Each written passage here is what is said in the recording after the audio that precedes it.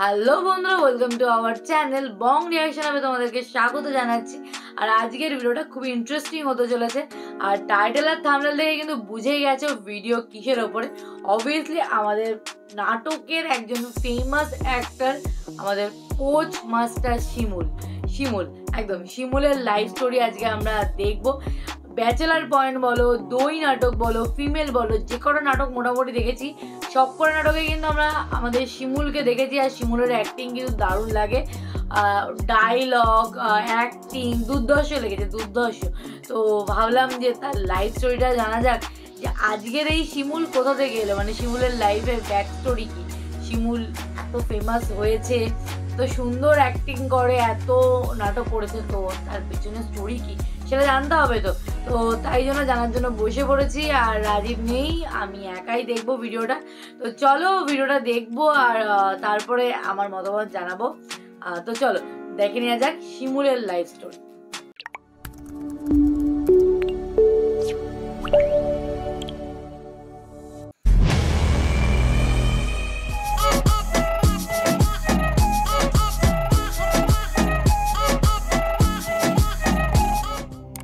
Bachelor point নাটকে কাবিলার পর দ্বিতীয় চাপাবাজ হিসাবে খ্যাতি অর্জন করা ব্যক্তিকে আমরা সবাই মোটামুটিভাবে চিনি ও জানি।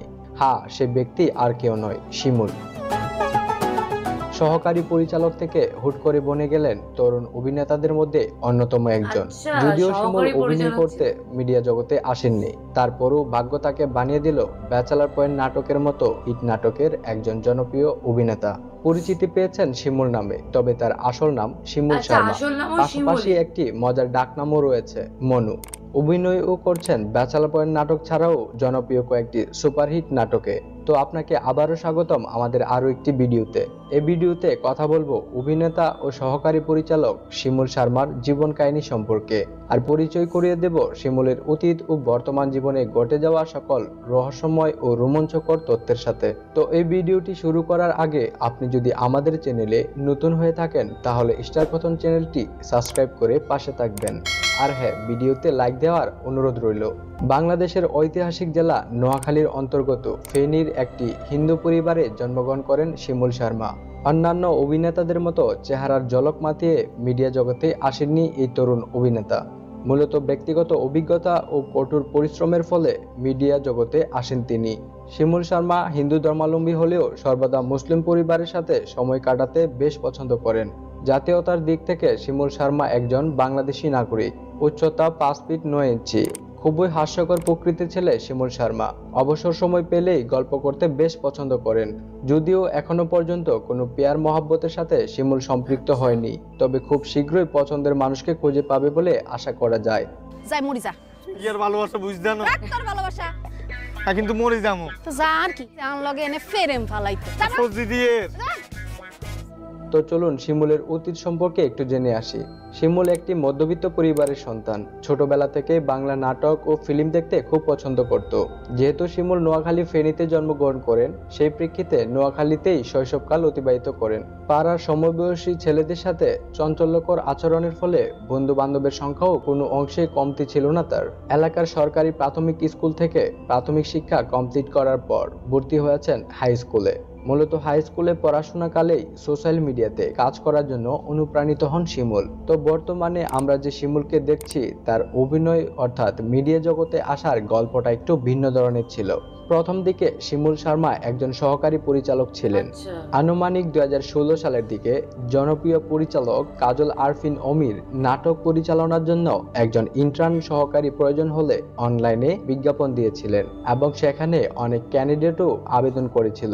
তাদের মধ্যে একজন ক্যান্ডিডেট ছিল শিমুল শর্মা। শিমুল তার অভিজ্ঞতা ও পারদর্শিতার ফলে সিলেক্ট হয়ে যান এবং ইন্টার্ন সহকারী হিসেবে কাজ করতে থাকেন। ধারাক্রমে দীর্ঘ 4 মাস কাজ করার পর শিমুলের স্মার্টনেস ও দক্ষতার ফলে হয়ে যান সহকারী পরিচালক। সহকারী পরিচালক হিসেবে ডিরেকশনও দিয়েছেন নেটওয়ার্ক বিজি নামক নাটকে। তারপর সহকারী পরিচালক থেকে 1 জুন 2017 সালে বুম ফিল্ম এর চিফ অ্যাসিস্ট্যান্ট ডিরেক্টর হিসেবে যোগদান করেন শিমুল। ইতিমধ্যে বেশ কিছু নাটকে চিফ অ্যাসিস্ট্যান্ট ডিরেক্টর হিসেবে ডিরেকশন দিয়েছেন। তাদের মধ্যে অন্যতম নাটকগুলো হলো viral girl, hello baby, sunglass সহ আরো অনেক জনপ্রিয় নাটকে। আরে আমারে তো কি হইছে? তো চলুন এবার জেনে আসি শিমুল কিভাবে অভিনয় জগতে পদার্পণ করেছিলেন।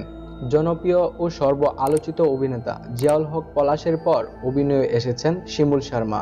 যদিও শুরুর দিকে পরিচালক অমির বেশ কয়টি খণ্ডনাটকে পাসিং শট দেওয়ার মাধ্যমে অভিনয় জগতে যাত্রা শুরু করেছিলেন, তবে ধারাবাহিক নাটক ব্যাচেলর পয়েন্ট নাটকে ছিল একমাত্র নাটক যা দ্বারা পরিচিতি পেতে কোনো বাধ্যবাধকতাই ছিল না শিমুলের।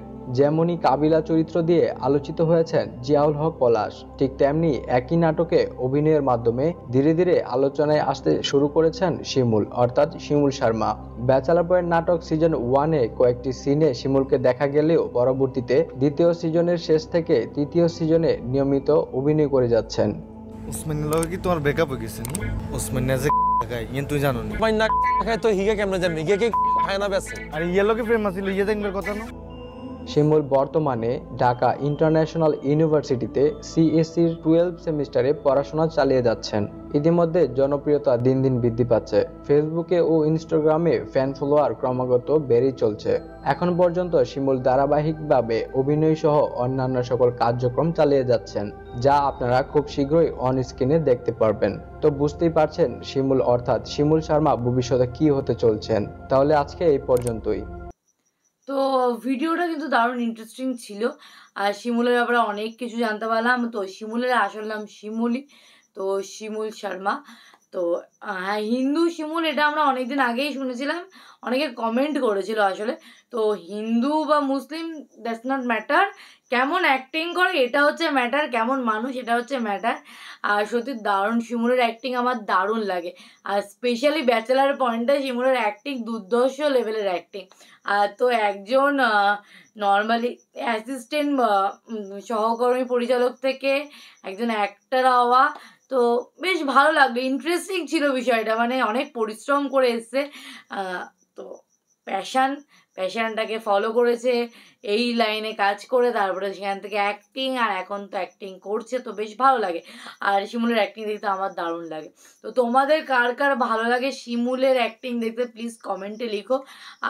আর কোনো নাটক তোমরা যদি চাও যে মানে শিমুল সেখানে খুব ভালো অ্যাক্টিং করেছে, এরকম অনেক নাটক আছে, তো সেই নাটকগুলো সাজেস্ট করতে পারো, আমরা নিয়ে আসবো। আর আমার তো দারুণ লেগেছে ভিডিওটা। তো তোমাদের কেমন লাগলো ভিডিওটা কমেন্ট বক্সে লিখো, ভালো লাগলে লাইক শেয়ার করতে ভুলো না। আর যারা নতুন চ্যানেলটাকে সাবস্ক্রাইব করে নিও। তো চলো দেখা হবে নেক্সট ভিডিওতে, ততক্ষণের জন্য টাটা।